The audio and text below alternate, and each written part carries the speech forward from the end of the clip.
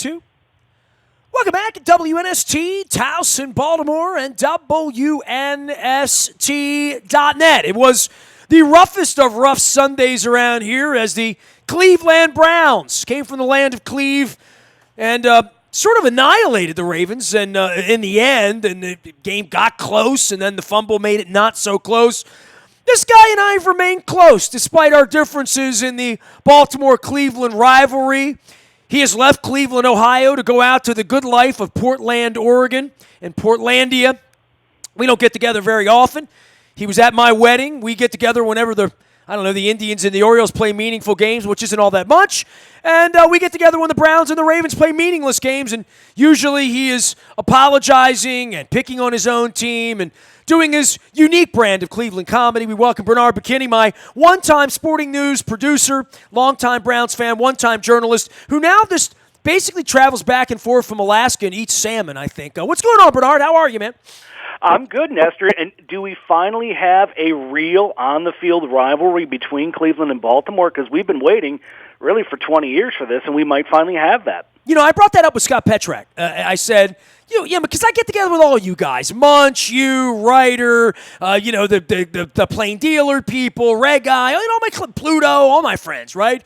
So, I see these people twice a year. We hold this Baltimore-Cleveland. As much as there hasn't been much rivalry since, I don't know, Roberto Alomar or, whatever, right?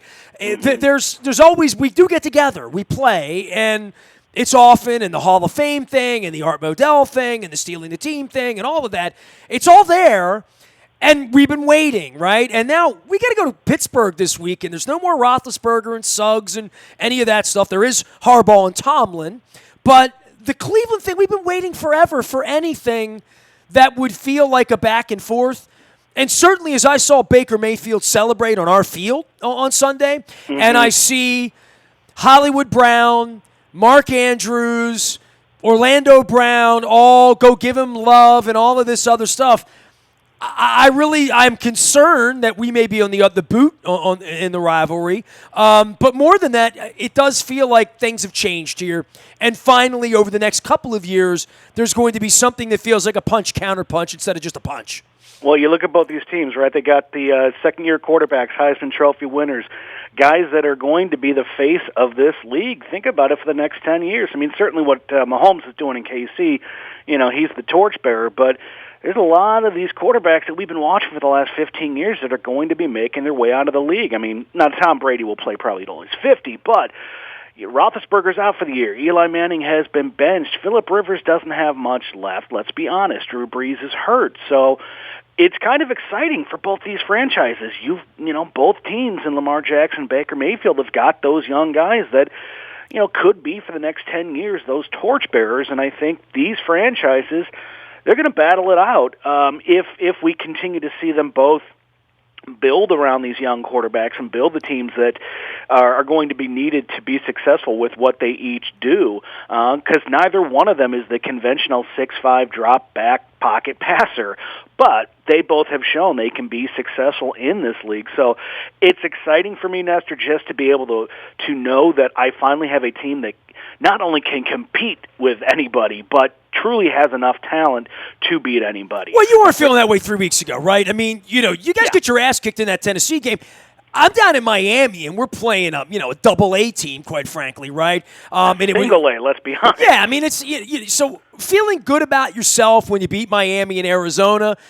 We did sort of, pump the brakes and say we're feeling good about ourselves after beating Miami and barely Arizona. Ravens haven't done much, well in a winning way in 2.5 weeks now. If the Arizona game would have had a fifth quarter, I would have been a little more worried about it.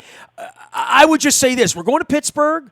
That's never easy. We got Cincinnati week after that. This was supposed to be the feeling of 3-1 today and holding serve against Cleveland, realizing maybe you go out there and you would lose in December. Maybe the Browns have like a sled for a schedule at the end of the year that the Ravens felt like the toughest thing on their schedule coming in December. And now the Ravens are really going to need that game. No matter what, to my eyes, the Ravens are going to need that game. And that's changed the complexion of my leg lamp in studio, as you well know, Bernie, going out to Cleveland Christmas week.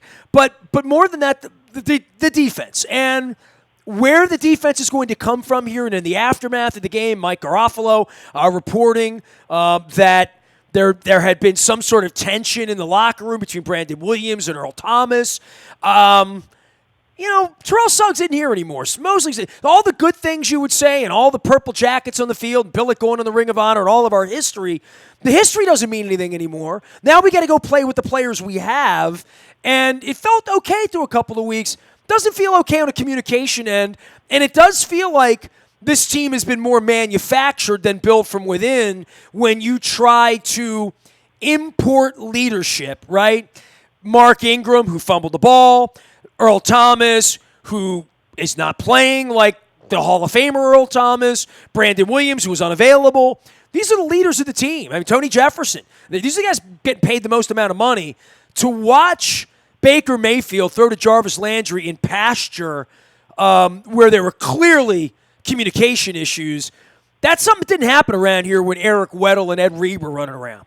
No, it's definitely a different feeling Baltimore team, especially defensively, like you talked about. And to your point, you can't just bring in a bunch of free agents every year and expect that it's always going to click. Now, Baltimore's always been, as I'm not telling you anything you don't know, very good at drafting and developing players and having that identity through generations. But when you're looking at this Cleveland team, Jarvis Landry had a big game. Mayfield looked pretty good. But let's face it, the MVP of this Browns offense is Nick Chubb. What he did on Sunday was exactly what the Browns are going to need week in and week out for them to continue to win games. And if Baltimore can't find a way to shut down a solid running attack, they're going to have problems. Now, I don't think Baltimore is nearly as bad as what we saw on Sunday, but they obviously have some issues to figure out. And I don't know if Cleveland's as good as we saw on Sunday. I think they can be. I think they've been wildly inconsistent from a coaching standpoint throughout the first 4 weeks. But Baltimore's going to have to worry about Nick Chubb as well for many years to come. He's becoming quickly one of the upper backs in this league, and that's going to be the key to Cleveland's success. And if you don't have an answer to shut down a running game, I mean, that's how you guys won your first Super Bowl, right? Well, that's how we won 8 games last year and got into the playoffs. Nobody could figure out how to stop you on the ground, And if you're not about sacking the quarterback or having Jalen Ramsey when he's available, at some point you got to play both sides of the ball here. And for the Ravens, the defense has been something.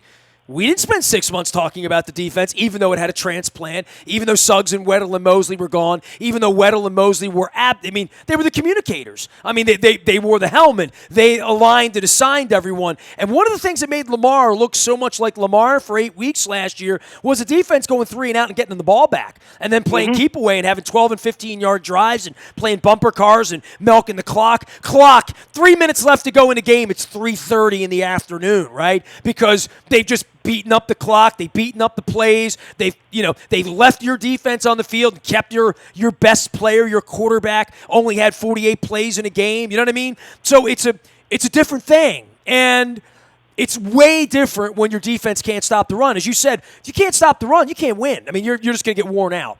No, and that's what, like you said, Baltimore did last year so well. I mean, I was really impressed with the Browns' game plan against Lamar Jackson because we all know what he can do with his feet, but the first few weeks of the season, like you mentioned, against Miami and Arizona, he was having time to move around the pocket, run those bootlegs, give Brown a chance to get open downfield, hit his playmakers, use that speed element. What the Browns did with Lamar Jackson is they kept him in between the tackles. They conceded, okay, he's going to get a few yards here and there on the ground, but we just want to eliminate those big plays, and we don't want to give him chance to have 4 or 5 seconds to let Hollywood Brown get wide open 50 yards down the field. So if your defense doesn't improve, then it could definitely be Cleveland's division. But we're early in the year. I mean, let's be honest. We only have a real good idea of maybe 3 teams in this league right now of who they are. We know the Chiefs and the Patriots are great teams, and we know the Dolphins are terrible. Other than that, I'm not really sure we know quite what every team's going to be. There's enough talent in Baltimore, But there's also certainly enough cause right now to take a moment and say, okay, this defense for Baltimore could be problematic and could certainly struggle. I mean, yeah, Pittsburgh's got issues, obviously Ben out for the year, but they can still run the ball a little bit, and you got to play them twice a year. So it's nice, though, finally to have some different things to talk about in September and to look forward to the rest of the season, and nothing's a guarantee in this division right now. Bernard Bokenyi has been my friend for 2 decades. He was my executive producer at Sporting News Radio and One-on-One Sports Flash. Bernie, I found all the tapes, so I do need to tip my cap to you, to Cliffy Saunders, to Justin Hess, certainly to Lonnie Willems, who archived all of my work back in the day, and I found it all. The Frank Robinson thing led me on a really weird journey when he died, because I thought I had never talked to Frank, and then I realized on an archive mini disc that I had a 15-minute conversation with Frank Robinson. So I found that, and that sort of opened Pandora's box for the summer. And the Orioles, they didn't lose 110; they only lost 108. Bernie, they rallied at the end. Progress, Nestor. Come on. Yeah, man, you got to call it what it is. And I do, and I will, and I'll be blogging about John Angelos this week. But I did all this archival stuff, and nowhere in there's any archives of you and I having like real football conversations about the Browns and the Ravens and all of that stuff. It's been so bad for so long on your side of the fence. It almost feels like you've had seasons off, but you haven't. You've been there for all 16, times 21 seasons now, right? Meanwhile, Billick goes in the Ring of Honor this week. We do a complete love-in. You saw my timeline running around with Kim Herring and Jack Del Rio and Lionel Dalton and all the old Ravens all weekend long and celebrating. You saw the 60 Ravens come back for Billick and surround him in the silver trophy. And Billick came out of the same tunnel Ray Lewis danced and held the Lombardi trophy up. We've had all of this history here, and the Browns have had basically Joe Thomas and nothingness, right? And it does feel like we've had this rich thing sort of stolen from you guys at this point. I don't wish anything good on you for sure, but it does feel like at some point you're going to get up and crawl and walk all at the same time. In the last 6 months, everybody feels like that's happening. And then you see this team come in here with young football players. But the wrench in all of this, the thing that's going to break your heart in the end, you got the Kareem Hunt thing over the hill, right? Yeah. And then you got coaching, and you got leadership, and you got ownership. Some of the same problems that we had when we had Buck Showalter and Adam Jones and Manny Machado. It was all going well, right? And it must have been that ownership had fixed it. No, maybe it hasn't, right? I don't know, but coaching is an issue here.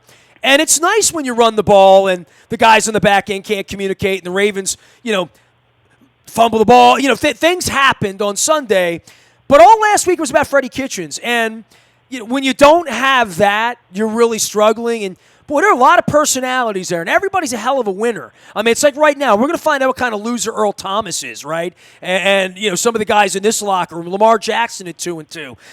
You find Harbaugh's a different personality when they lose 40-25 than when they're 2-0. So coaching and Kitchens and where you are, for me, feels to me like the quarterback hired the coach, right? And you're used to that in Cleveland, where LeBron hired everybody and fired everybody, right? But it feels to me like if you wanted to steady your hand there, and I know it's hard to find a veteran coach to take that job, right? But with that talent and with a real leader there in Dorsey, who I sat 5 feet away from, and he was very pleased with himself on Sunday, chewing his gum and doing his thing and, doing all the things that we made famous in Hard Knocks last year.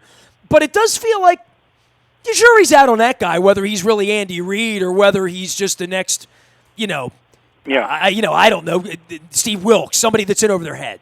Well, I think for Cleveland right now, Freddie Kitchens, he's a rookie head coach. He got the job primarily because of his relationship with Baker Mayfield, the success they had last year, the last 8 games, from a play calling standpoint. He's still a rookie head coach. Rookies, whether they're a quarterback or a head coach, are going to make mistakes and need time to learn. What I saw on Sunday against Baltimore, he showed an ability to game plan. A division opponent, a team he knows well, and he game planned properly. He said, we have to keep Lamar Jackson in between the tackles. We have to limit his big plays down the field. We're going to concede a few runs here and there, but we're not going to let him beat us deep. And that's what they did. So Freddie Kitchens has that ability to be a good head coach. It's a matter of consistency. And to your point, Nestor, the issues above him are still very real. I am a Browns fan through and through, and I've been through a lot. And the owner, Jimmy Haslam, is still a concern for me because not a lot of people know about his history. He purchased the team in 2012, and he has yet to allow a front office and head coach to be together for 3 seasons. This is year 2 of John Dorsey as a general manager. Now, he inherited 1-31. That's what he took over as a roster. And through just 2 off seasons, he's done a pretty good job. Not a great job, but he's done a pretty darn good job. He's got this team very competitive. There are still long-term issues in this roster, especially in the offensive line. But all of it, for me, hinges, big picture, on will the owner, Jimmy Haslam, sit away, be patient, and not get antsy like he has shown in his entire history. Now, John Dorsey finally has football control.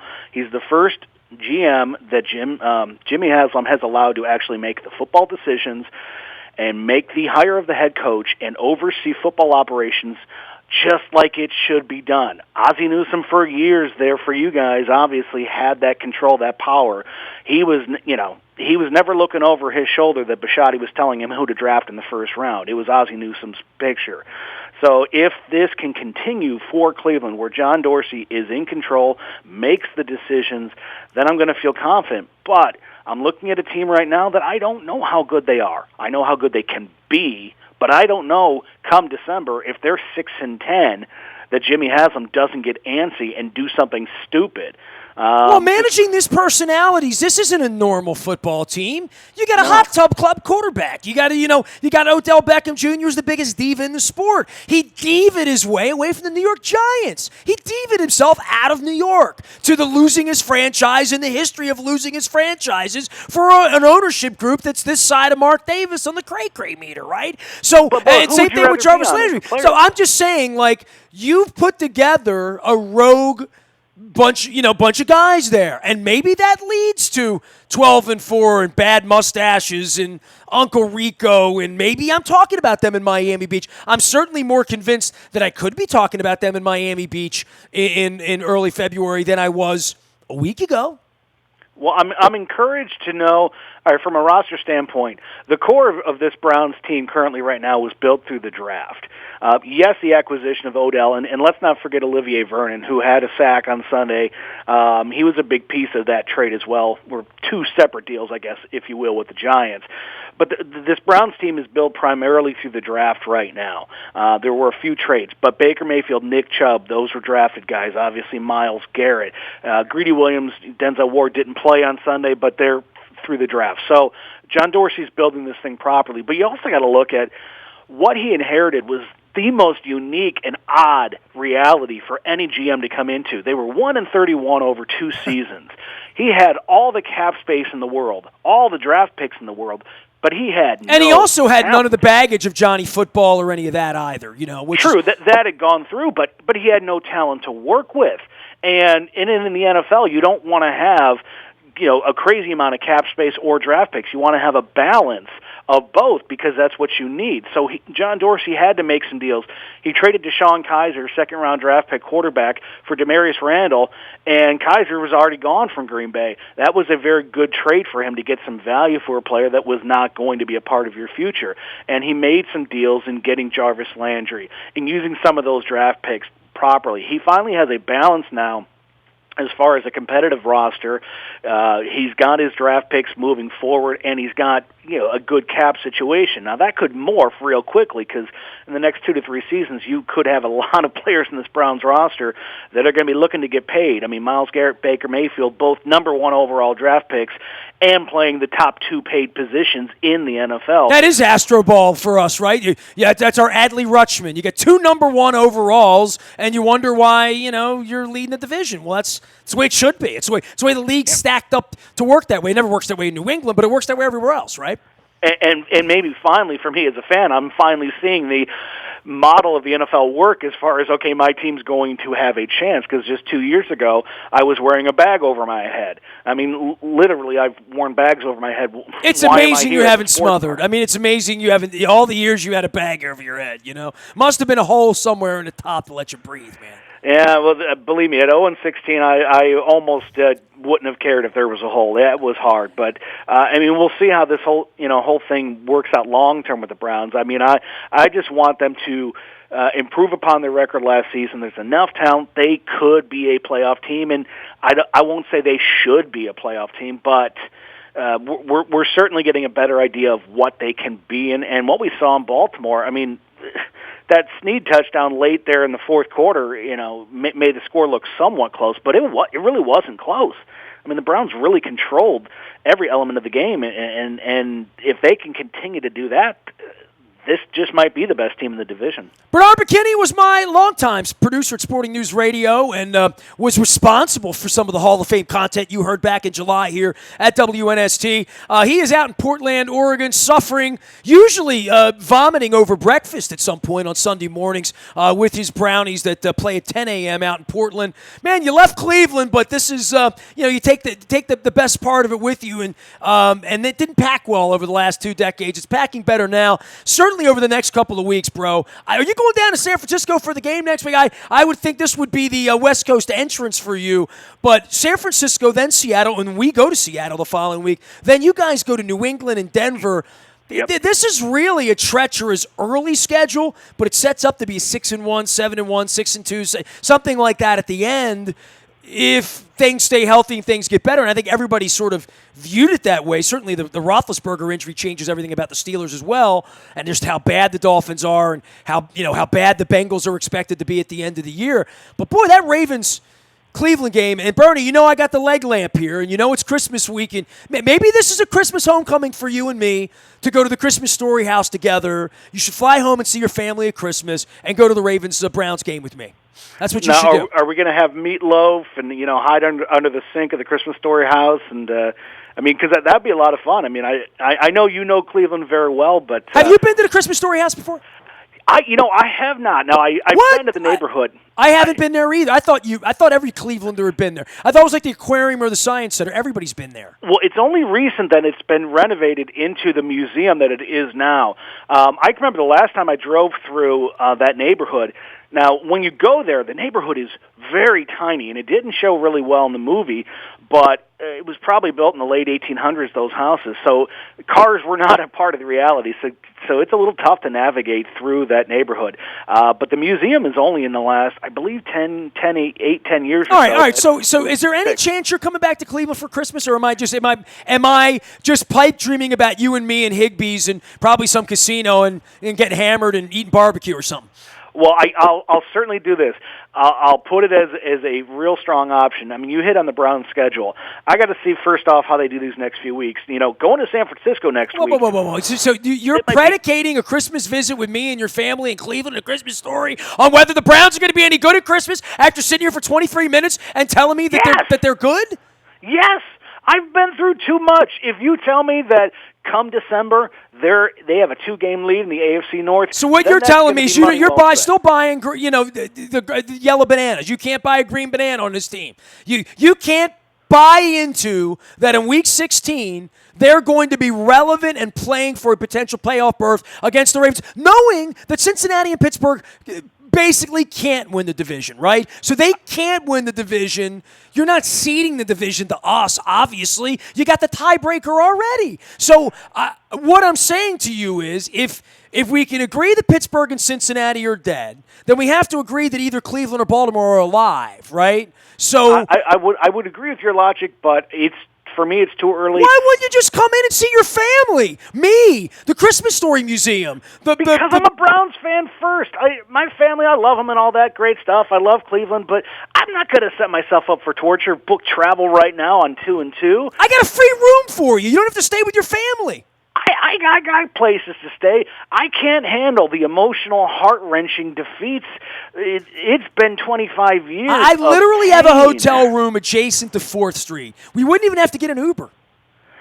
Hey, I'll tell you what. I will strongly consider it. Because my wife. How about this? Does this help? Cleveland. My wife's not going, and it's not because she hates Cleveland. It's because it's Christmas and she's going to see her family in New Hampshire. Well, that's fair enough. I will check back with you in a few weeks. It's a strong possibility, but I've been down this road. So here's what I'm going to do. All right. So here's it. All right. I am going away and I'm going to book you right now on the show. Okay. You play the Patriots on the 27th. We have a bye that week. Okay. Then we play the Patriots on the 3rd when you go to Denver. Here's what I want to do. I'm going to be away with my wife doing romantic things because she's almost died twice and she deserves romantic things.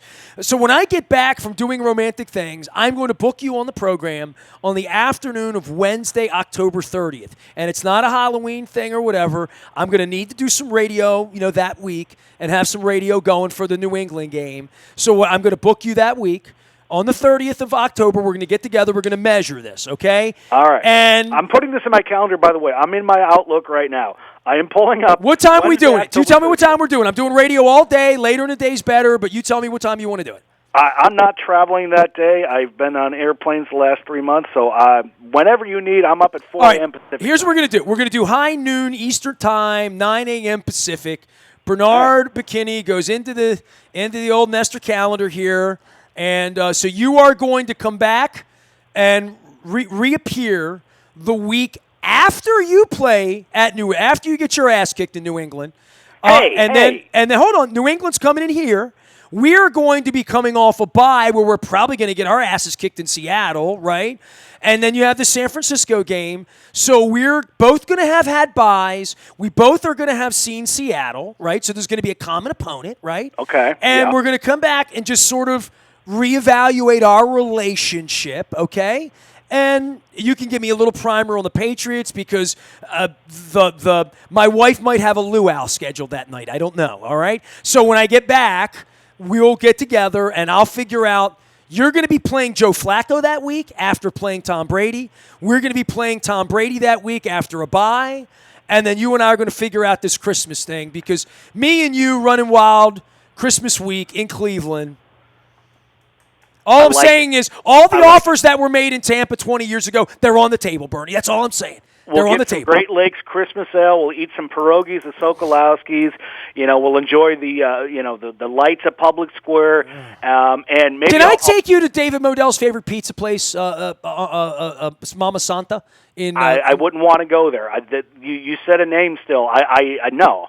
I wouldn't want to. If any place that would be recognized as a favorite of the M family, no. Well, you got to go with me, bro. You got to go get some pizza with me. You're going to have to bury that. Look, if I could bury the hatchet with Irsay and your team's finally good, keep in mind, we didn't have a team here for 13 years, okay? So I'm going to. We haven't had one for 25. How old are you, Bernard? How old are you now? I will be turning 40 in a few weeks. All right, so here's what I'm going to leave you with, okay? Because here's my Tony Robbins, and things are happening in my life, politically and otherwise, that I would just say to you for your 40th birthday, the gift you should give yourself, really, is forgiveness of Art Modell because he brought me into your life and all the good things that are going to happen. So just think about that. Art Modell brought me into your life as well as probably some other things, and who knows? So I'm gonna work with you on this, okay? Because you're 40, and it's going to allow you to live longer, okay? It's going to allow your blood pressure to go down, and you're going to find some peace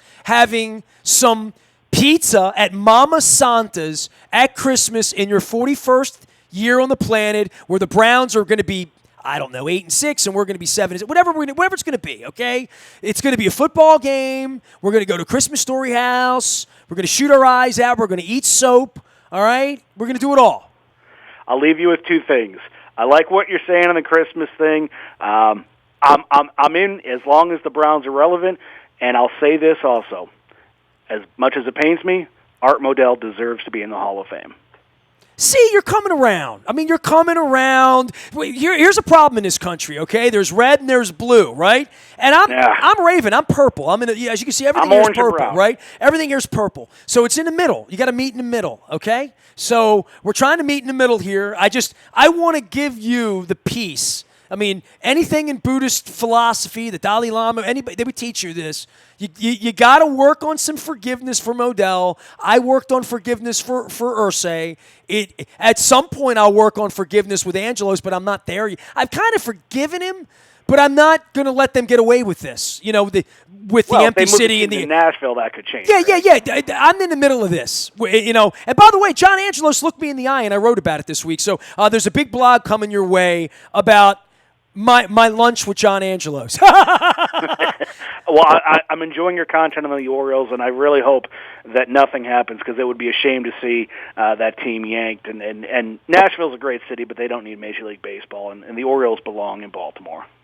F them is what I say about Nashville. All right, hey, Portland, Oregon, back to Baltimore via Cleveland, December 22nd. You and I, and we'll get together on the 30th of October, and we'll evaluate. My grandmother's birthday was November 1st, so, you know, I got All Saints Day, I got Halloween. I think it's moving night the day I'm having you on the 30th, so I'll toilet paper you and egg you if the Browns somehow are, let's see, if the Browns are 2-5, I'm going to egg you and toilet paper you when you get and going to see Joe Flacco, okay? They better not be 2-5. If they're 3-4. If they're 3-4, that's acceptable, because you got to go play in San Francisco and New England. But you better not lose 3 in a row, okay? Let's hope for minimum 4-3, and then you and I can enjoy a nice Christmas. It'd be very, very hard for you to book a flight to Christmas when you're 2-5. You know, you'd have to have a lot of faith. It would be. If they're 4-3, I'll book the flight. I got it. Hold on, I'm planning on them winning in New England or San Francisco. We'll see. I mean, they might be able to beat Seattle and Cleveland. We talked about forgiveness. We talked about Christmas. We talked about Ralphie. You know, we talked about anti-bullying, right? I mean, all that's encompassed in, you know, our childhoods, right? Higbee's, you and me, beer, girls, wine, women's song, LeBron, all of that. And it's all predicated on the Browns being 4-3. Nice work, Bernard. You just blew up my Christmas. Thank you. Nestor, well, I appreciate you having me on, as always. Look forward to it. It's in my calendar on October 30th. We will talk. I'm not wishing Baltimore good luck on the gridiron this year, but you know that I love you. I brought the comedy today. You kicked our ass yesterday. Keep that in mind. I brought you on the radio after you kicked our ass, and you didn't even gloat. I'm disappointed in you, Bernard. I'll gloat when there's reason to gloat. Yeah, you're a Cleveland fan. Team's in the playoffs. Yeah, you're Cleveland. I understand. He's from Cleveland. Bernard Bokenyi, Sporting News producer extraordinaire, back in the heyday, back in Nasty Nationwide, last century at One-on-One Sports. Nasty at WNST.net finds me Facebook, Twitter, LinkedIn, Snapchat, Instagram, streaming live on our Facebook, as well as our YouTube WNSTV channel. We are WNST.net, AM 1570, and WNST Towson, Baltimore, with the lava lamp from Sporticulture. We never stop talking Baltimore sports.